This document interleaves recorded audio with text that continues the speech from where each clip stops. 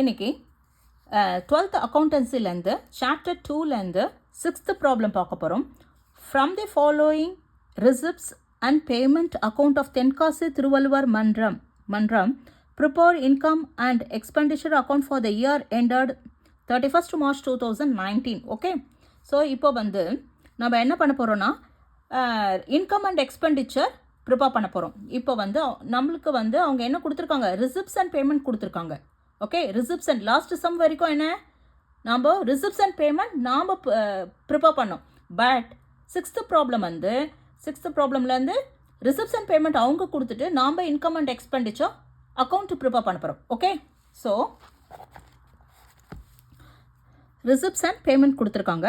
ரிசிப்ட்ஸில் வந்து 2 balance brought down, that is cash in hand 14,000, 2 interest received 5,000, 2 subscription 55,000, 2 legacies 48,000, 2 entrance fees 7,000, 2 sale of furniture 16,000, buy salaries 20,000, by rent 24,000. இதெல்லாம் வந்து பேமெண்ட்டில் கொடுத்துருக்காங்க. By traveling expenses 2,000, by printing and stationery 6,000, by investment made 50,000, then by sports equipment purchase 33,000, by closing balance of cash வந்து 10,000. then receiptsல வந்து இங்கே 2 சைடில், அதாவது receipt சைடில் வந்து சேல் ஆஃப் ஃபர்னிச்சர் கொடுத்துருக்கா. Sale of furniture book value வந்து 17,000, ஆனால் ஆக்சுவல் அமௌண்ட் வந்து 16,000 கொடுத்துருக்காங்க. புக் வேல்யூ 17,000, ஆனால் அமௌண்ட் வந்து ஆக்சுவல் அமௌண்ட் வந்து என்னது 16,000 தான் வந்திருக்கு. அப்போ அது வந்து என்னது புக் வேல்யூ 17,000, ஆனால் அமௌண்ட் வந்து இந்த அமௌண்ட்டுக்கு சேல் பண்ணியிருக்காங்க. அப்போ அது ப்ராஃபிட்டா லாஸா? சேல்ஸ் வேல்யூவை விட இது சேல்ஸ் வேல்யூ விட புக் வேல்யூ அதிகமாக இருக்குது. அப்போ அது லாஸ். ஓகே,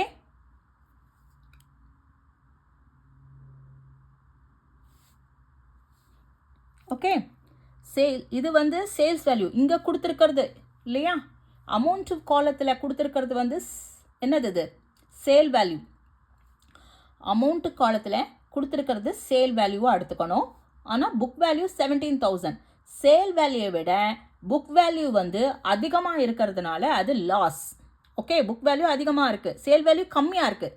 புக் வேல்யூவை விட சேல் வேல்யூ கம்மியாக இருக்கிறதுனால அது லாஸ். லாஸ் எவ்வளோ? 1,000. Okay, now sixth problem. In the books of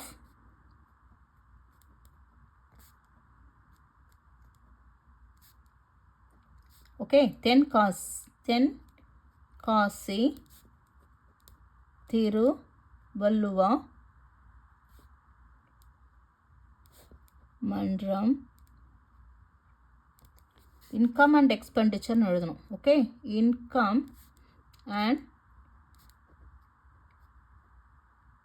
expenditure account for the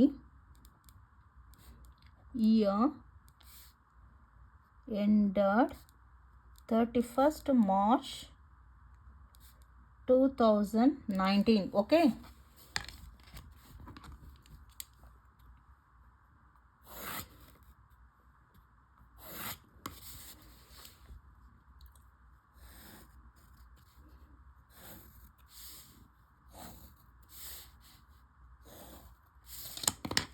இப்போ இது டெபிட் சைன், இது credit sign. Expenditure income, okay, amount ஓகேவா. இப்போ இதில் வந்து இன்கம் அண்ட் எக்ஸ்பெண்டிச்சரில் வந்து ஓப்பனிங் கேஷ் எல்லாம் வராது. Opening cash, opening bank, closing cash, closing bank எல்லாம் வராது. ஓகே, ஸோ அதெல்லாம் விட்டுறலாம். ஓப்பனிங் பேலன்ஸு, இந்த ஓப்பனிங் பேலன்ஸு இதெல்லாம் விட்டுறலாம். ஓகேவா. 2 ஓப்பனிங் பேலன்ஸ் brought down. ரிசிப்ட்லையும் பேமெண்ட்டில் தான் வரும் அது. Opening balance of cash, closing balance of cash, opening balance of bank overdraft, closing balance of bank overdraft, opening bank, closing bank, இதெல்லாம் வந்து ரிசிப்ட்ஸ் பேமெண்ட்டில் தான் வரும். தோட்டி இன்கம் அண்ட் எக்ஸ்பெண்டிச்சரில் வரவே வராது, எடுத்துக்கக்கூடாது. Okay, so you have to start from interest ரிசீவ்லேருந்து எடுத்துக்கலாம். Okay, interest received. ஓகேவா. இன்ட்ரெஸ்ட் ரிசீவ்டுங்கிறது என்னது? Income. So by interest.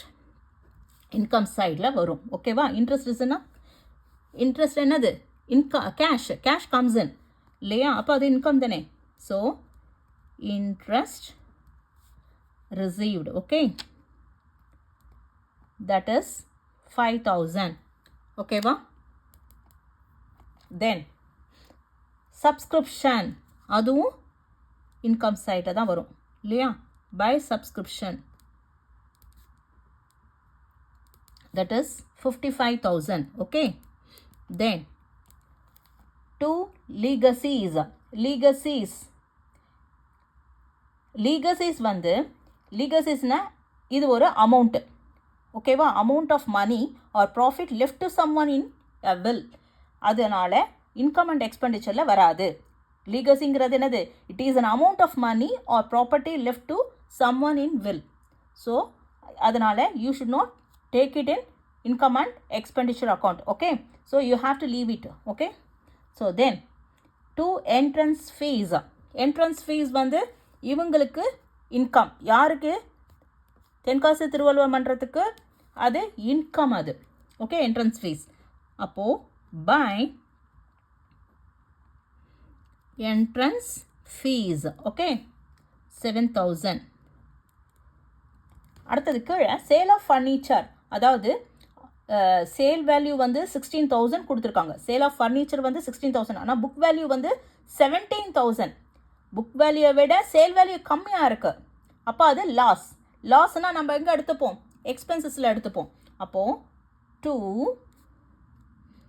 Loss on sale of furniture. Okay, sale of furniture எவ்வளோ கொடுத்துருக்காங்க? 16,000 கொடுத்துருக்காங்க. ஆனால் புக் வேல்யூ 17,000. சேல் வேல்யூவை விட புக் வேல்யூ வந்து அதிகமாக இருக்குது. அப்போ அது லாஸ். எவ்வளோ? 17 - 16, தட் இஸ் 1000. ஓகேவா? தென் பேமெண்ட் சைடுக்கு வாங்க. பை சேலரிஸ் பேமெண்ட்னா எக்ஸ்பென்சஸ் இல்லையா? ஸோ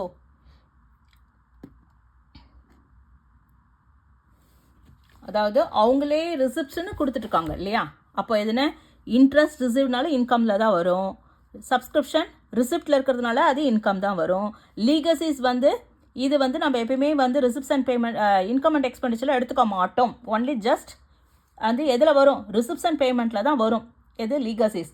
இன்கம் அண்ட் எக்ஸ்பெண்டிச்சரில் லீகசிஸ் வராது. ஓகே, தென் என்ட்ரன்ஸ் ஃபீஸ் ரிசிப்ட் சைடில் வரதுனால என்ட்ரன்ஸ் ஃபீஸ் வந்து இன்கமில் எடுத்துக்கிறோம். ஓகேவா? அதே மாதிரி ரிசிப்டில் சேல் ஆஃப் ஃபர்னிச்சர் 16,000 கொடுத்துருக்காங்க. ஆனால் அதோட புக் வேல்யூ வந்து 17,000. சேல் வேல்யூ வந்து கம்மியாக இருக்குது புக் வேல்யூட. அப்போ அது லாஸ். அதனால எக்ஸ்பென்சஸில் போட்டோம். ஓகேவா? இப்போது பேமெண்ட்ஸ் எல்லாமே எதில் வரும்? எக்ஸ்பென்சஸில் வரும். ஓகேவா? எக்ஸ்பெண்டிச்சரில். இப்போது சேலரிஸ் இல்லையா? 2 salaries, that is 20,000. Then rent, by ரெண்ட்னு கொடுத்துருக்காங்க இல்லையா? பேமெண்ட் சைடில் கொடுத்துருக்காங்க, பேமெண்ட்டில் வந்திருக்கு. அப்போ அது எக்ஸ்பெண்டிச்சர் தான். To rent, okay, that is 24,000. Travelling expenses பேமெண்ட்டில் கொடுத்துருக்காங்க, அது எக்ஸ்பென்சஸ் தானே. அப்போது டு ட்ராவலிங் எக்ஸ்பென்சஸ். ஓகே, அதாவது பேமெண்ட்டில் வரது எல்லாமே எக்ஸ்பென்சஸ் தான், எக்ஸ்பெண்டிச்சர் சைடில் தான் போடணும். அது 2,000. ஓகேவா? Printing and stationery expenditure,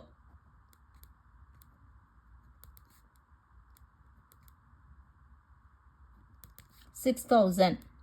okay, investment made. இப்போது இன்வெஸ்ட்மெண்ட் மேடுனா என்னது? பர்ச்சேஸ் பண்ணிருக்காங்க இல்லையா? இன்வெஸ்ட்மெண்ட் பர்ச்சேஸ் வந்து அசெட். ஸோ எக்ஸ்பெண்டிச்சர் இன்கமில் வராது. ஓகேவா? அசெட் பர்ச்சேஸ் பண்ணுறதும், ஓகே, அசெட் பர்ச்சேஸ் பண்ணுறதும், சேல் ஆஃப் ஏதாவது சேல் வந்து அசட்டோட சேல் பண்ணுறதும், அசட்டை வந்து சேல் பண்ணுறதும் எதுவுமே இன்கம் அண்ட் எக்ஸ்பெண்டிச்சரில் வராது. அதெல்லாம் வந்து பேலன்ஸ் ஷீட்டில் தான் போகும் இல்லையா? அசட் பர்ச்சேஸ், அசட் சேல்ஸ்லாம் எங்கே வரும்? பேலன்ஸ் ஷீட்டில் போகும். பட் இதில் வராது, எக்ஸ்பெண்டிச்சர் அண்ட் இன்கமில். ஓகேவா? Loss of asset, profit of asset, அது மட்டும் வரும். லாஸ் ஆஃப் அசட் வந்து எக்ஸ்பெண்டிச்சர் எடுத்துப்போம், ப்ராஃபிட் ஆன் அசட் வந்து இன்கமில் எடுத்துப்போம் இல்லையா? ஸோ இதில் வந்து இன்வெஸ்ட்மெண்ட் மேட் வரவே வராது. ஓகேவா? அதே மாதிரி ஸ்போர்ட்ஸ் எக்யூப்மெண்ட் பர்ச்சேஸ், அதுவும் ஒரு அசட். ஸ்போர்ட்ஸ் எக்யூப்மெண்ட் பர்ச்சேஸ் வந்து asset. So you should not take it in income and expenditure. Okay, next அதே மாதிரி க்ளோசிங் கேஷ் பேலன்ஸும் வராது. ஓகேவா? Now you have to close.